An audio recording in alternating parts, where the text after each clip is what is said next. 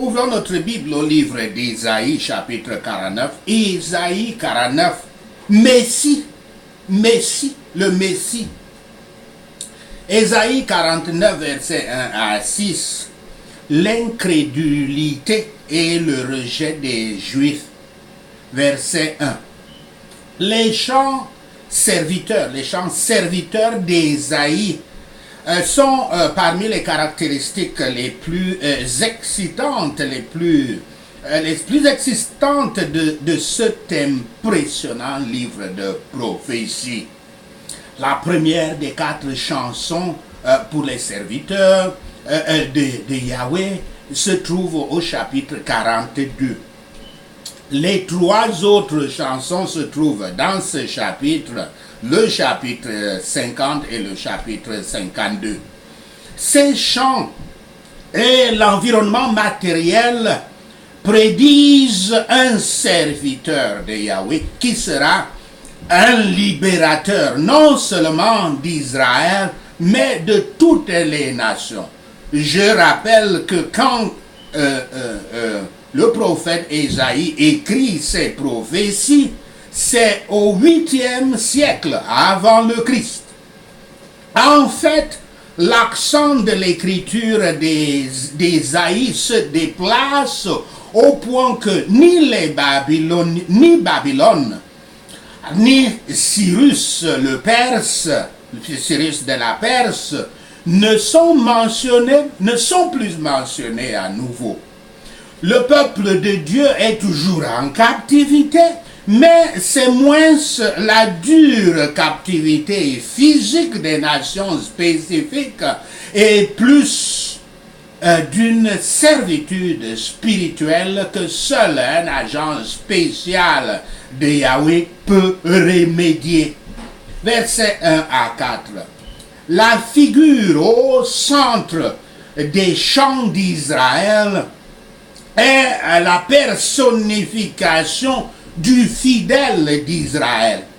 Au fur et à mesure que les chansons progressent à travers le livre, il devient plus clair que cette image parfaite d'Israël viendra réellement en tant qu'une personne avec un appel qui s'étend au-delà de la nation d'Israël. La chanson incluse dans l'ouverture de ce chapitre est initialement adressée aux nations éloignées, le territoire des gentils, territoire des païens. Versets 5 à 7. Le travail du serviteur conduira au salut jusqu'aux extrémités de la terre. Un terme qui veut dire les localités, les régions les plus éloignées. Néanmoins, il sera d'abord profondément méprisé. Un thème qui sera encore développé dans les autres chansons d'Ésaïe, notamment au chapitre 50 et 52. Le grand auteur de la rédemption montre l'autorité pour son travail. L'épée de sa parole tue les convoitises de son peuple et des siens et est en totale inimitié avec elle, ces convoitises. Ces flèches aiguës blessent la conscience, mais toutes ces plaies seront guéries quand le pécheur lui demandera miséricorde. Mais même le Rédempteur, qui parlait comme un homme n'a jamais parlé dans son ministère personnel, semblait souvent travailler en vain. Et si Jacob ne sera pas ramené à Yahweh et qu'Israël ne sera pas recueilli, le Messie sera glorieux. Cette promesse est partiellement accomplie dans l'appel des païens. Les gens périssent dans l'obscurité. Mais Yahshua HaMashiach, ce qui peut être littéralement traduit comme loin, salut de Yahshua HaMashiach, éclaire les gens et les rend ainsi saints et heureux.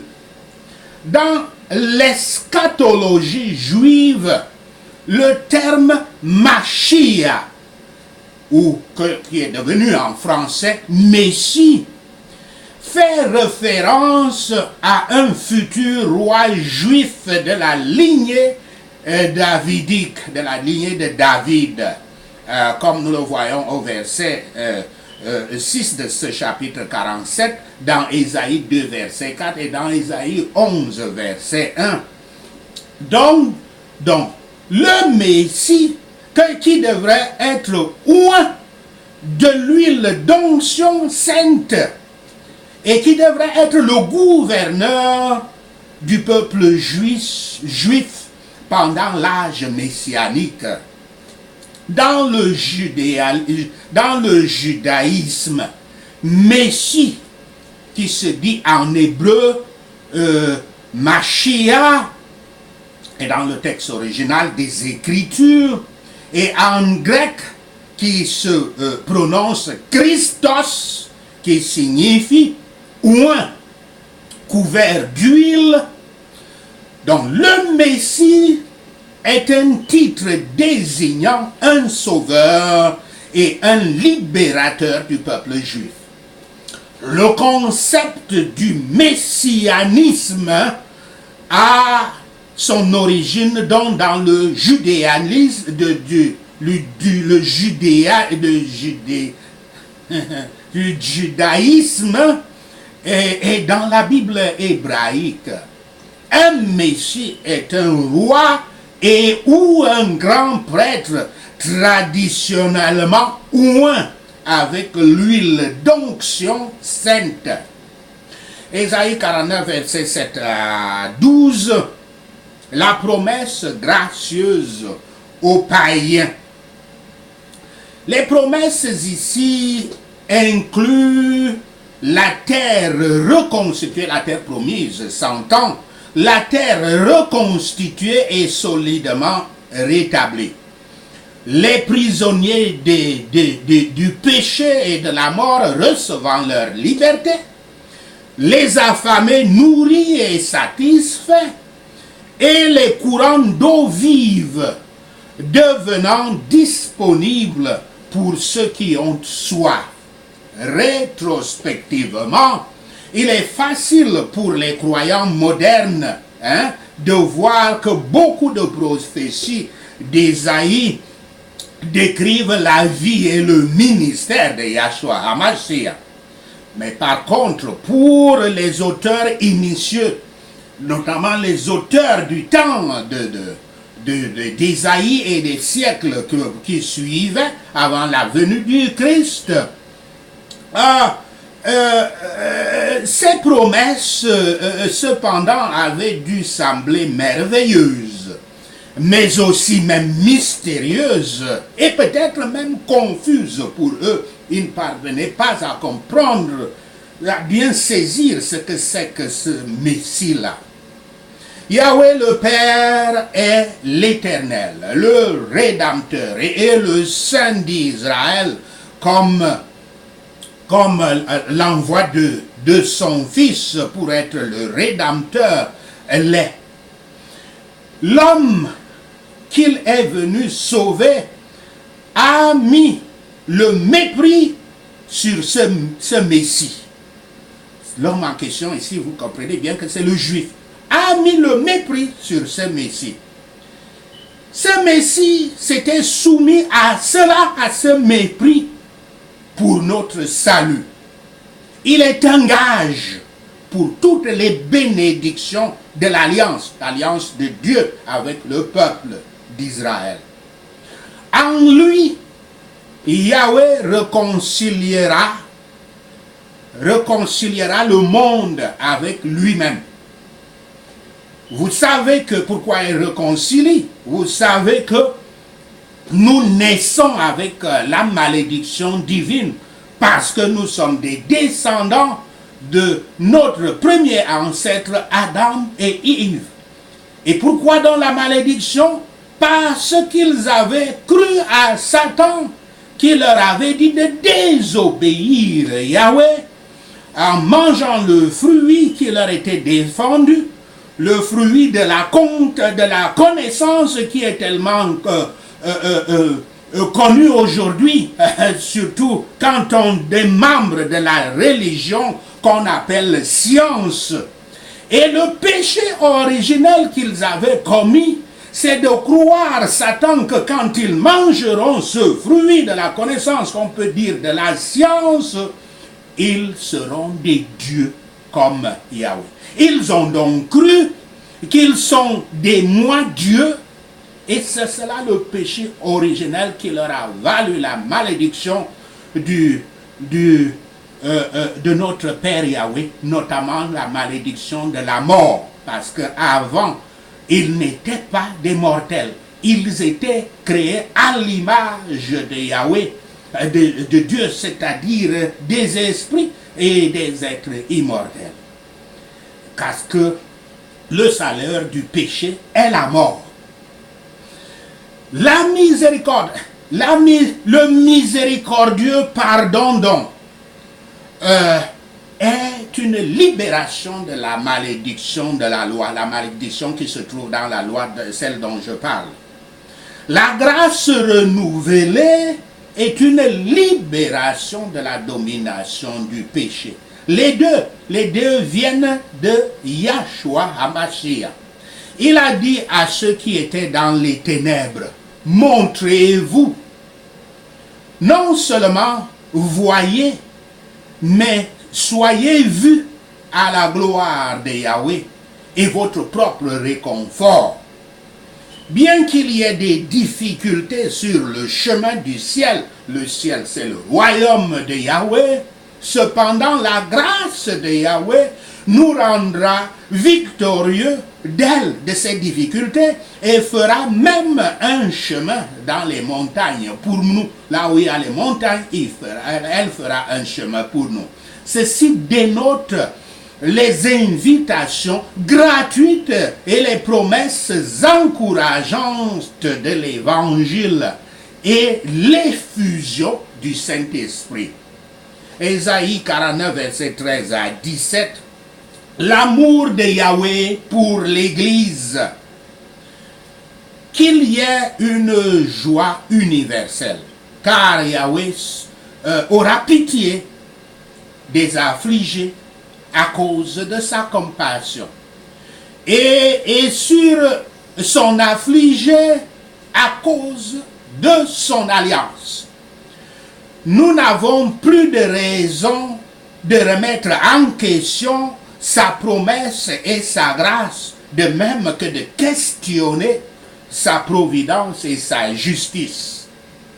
Les prophéties nous découragent de questionner sa providence, puisqu'il dit des choses dès le départ, quand l'homme n'y pense même pas, et il fait que ces choses se réalisent à l'avenir.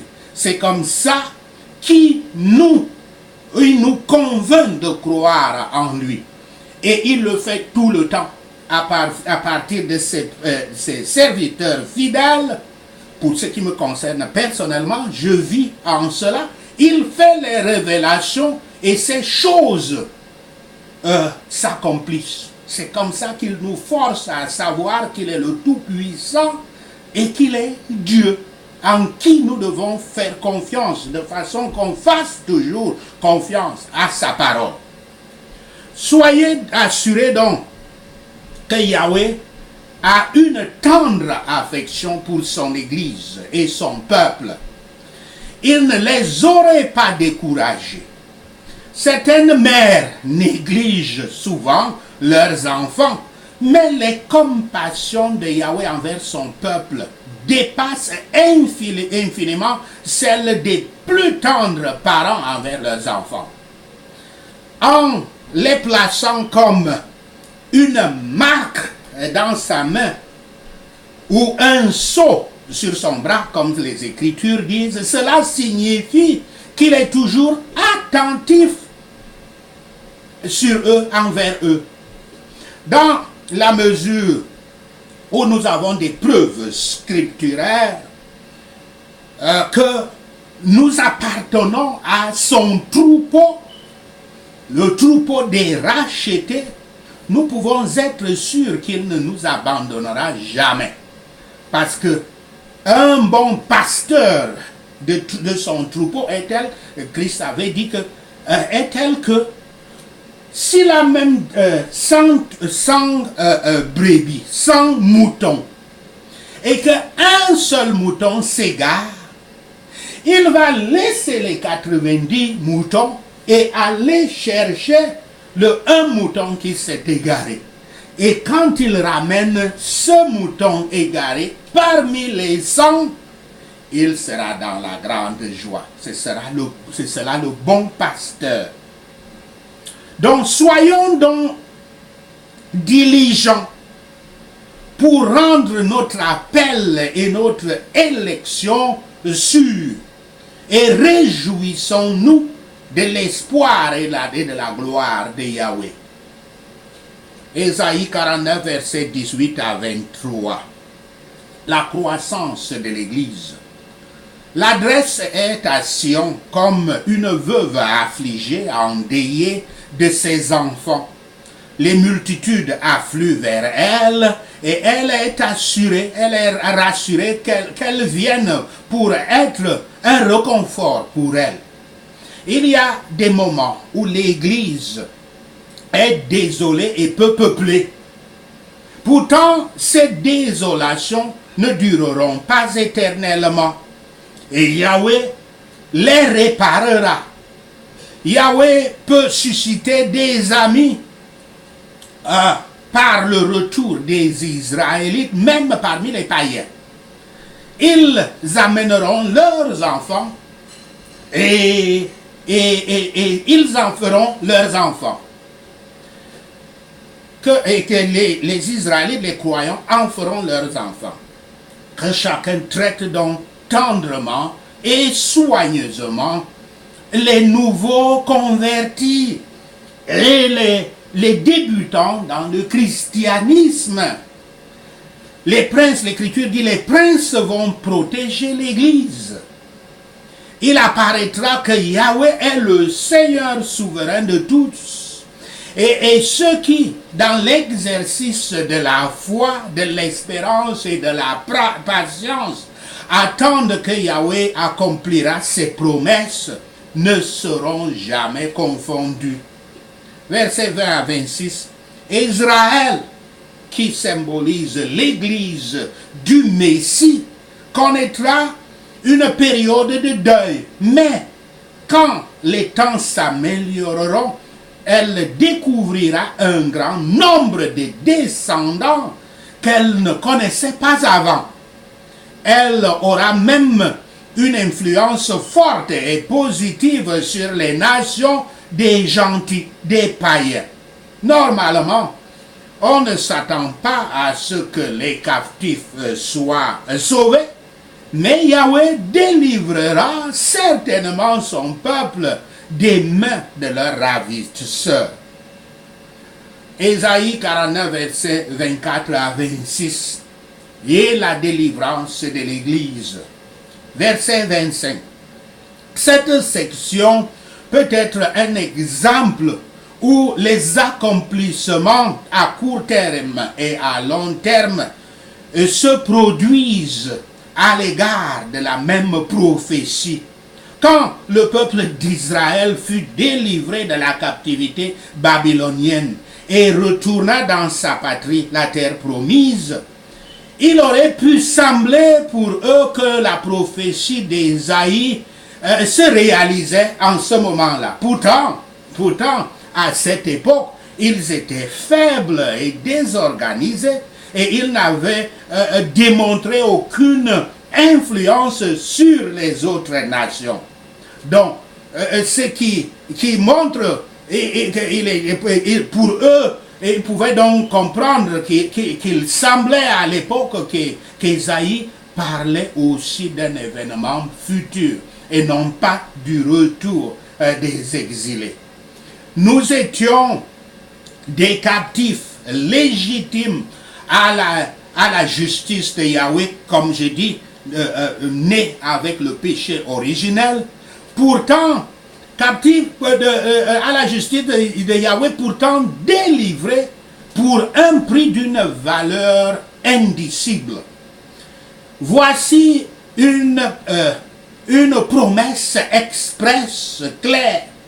Même la proie du redoutable sera délivrée. Nous pouvons ici voir Satan privé de sa proie, lié et jeté dans la fosse. Et tous les pouvoirs qui sont combinés pour asservir, persécuter ou corrompre l'Église sont détruits. Que toute la terre sache que notre Sauveur et Rédempteur est Yahweh, le puissant de Jacob. Et tous les efforts que nous déployons pour sauver nos compagnons pécheurs de l'esclavage de Satan contribuent dans une certaine mesure à faire avancer ce grand changement. Sachez ceci, et le Seigneur Yahweh vous bénira. Prenons ces points de prière. Prions et revendiquons notre Église, l'Assemblée des disciples du Christ, et pour nous-mêmes, la délivrance et la restauration que notre Père Yahweh nous promet dans ce chapitre 49 du livre d'Ésaïe. Prions. Écoutez-moi, vous les îles, entendez ceci, nations lointaines, avant que je sois né, Yahweh m'a appelé au nom de Yahshua le Messie. Depuis le sein de ma mère, Yahweh a prononcé mon nom au nom de Yahshua le Messie. Yahweh a fait ma bouche comme une épée aiguisée. À l'ombre de sa main, il m'a caché au nom de Yahshua le Messie. Yahweh m'a fait une flèche polie et m'a caché dans son carquois au nom de Yahshua le Messie. Ô assemblée des disciples du Christ, vous êtes les serviteurs de Yahweh, Israël, en qui il manifestera sa splendeur au nom de Yahshua le Messie. Nous avons pensé que nous avons travaillé en vain, que nous avons dépensé notre force pour rien du tout au nom de Yahshua le Messie. Mais ce qui nous est dû est dans la main de Yahweh. Et notre récompense est avec notre Dieu au nom de Yahshua le Messie. Yahweh nous dit, c'est trop petit pour nous d'être ses serviteurs au nom de Yahshua le Messie. Le Tout-Puissant nous dit, est-ce une trop petite chose pour restaurer son Église et ramener le reste d'Israël qu'il a gardé au nom de Yahshua le Messie? Yahweh fera aussi de nous une lumière pour les nations, afin que son salut atteigne les extrémités de la terre, les régions les plus éloignées, au nom de Yahshua le Messie. Yahweh nous a dit, à nous, les serviteurs des dirigeants, que les rois nous verront et se lèveront, les princes nous verront et se prosterneront au nom de Yahshua le Messie. Ceci à cause de Yahweh, qui est fidèle, le Saint d'Israël, au nom de Yahshua le Messie. Autant du salut, autant de sa faveur, Yahweh nous répondra au nom de Yahshua le Messie. Au jour du salut, l'Éternel nous aidera au nom de Yahshua le Messie. Yahweh nous guidera et fera de nous une alliance pour le peuple et les peuples au nom de Yahshua le Messie. Yahweh nous gardera et nous fera restaurer la terre et réaffecter ses héritages désolés au nom de Yahshua le Messie. Yahweh nous gardera et nous fera dire aux captifs, sortez, et à ceux qui sont dans les ténèbres, soyez libres au nom de Yahshua le Messie. Les captifs libérés se nourriront au bord des routes et trouveront des pâturages sur toutes les collines stériles au nom de Yahshua le Messie. Les captifs délivrés n'auront ni faim ni soif, et la chaleur du désert où le soleil ne les abattront pas au nom de Yahshua le Messie. J'aurai compassion d'eux. Je les conduirai et les guiderai au bord des sources d'eau au nom de Yahshua le Messie. Yahweh transformera toutes ces montagnes en routes et ces routes seront élevées au nom de Yahshua le Messie. Yahweh réconfortera son peuple et il aura compassion